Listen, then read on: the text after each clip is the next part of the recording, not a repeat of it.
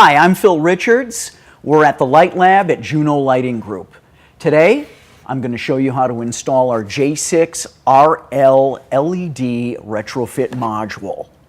The first thing that we need to do is disconnect the power. Having done that, our next step in the operation is to remove the lamp. Easy enough. Next, we'll remove the trim. Now, this might be something that you grab the edges and pull right down, but in this case, I can see that there are a couple little coily springs up there, which I'm just going to kind of detach, and that will bring the trim down as well.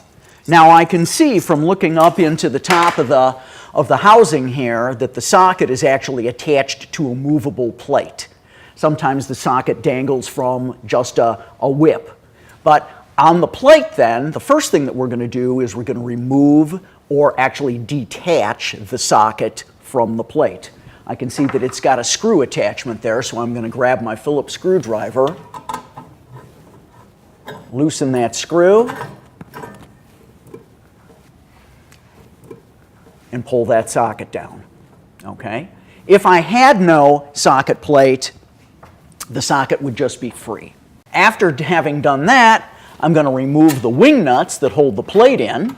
So we want to get that out of our way so that the module will go nice and snug up to the ceiling. There's one. There's the other one. Sometimes there's two, sometimes there's one. There we go. And I can see there's a couple little metal posts there that prevent us from bringing the lamp down too low or actually pushing it up too high.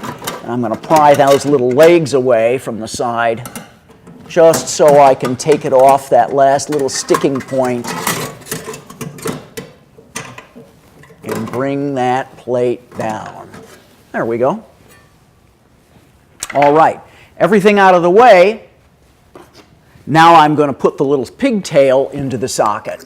And you can see the pigtail has a little orange adapter that snaps into the back of the module. But first, before we install the module, let's take a look at one of the options with this product. First of all, it's available with 6 different reflector type finishes or baffles: black baffle, white baffle, kind of an eggshell white, clear, haze, wheat haze, whatever matches your decor. And of course, if you change your mind, you can always go back and change that out. So I'm going to pop this white baffle out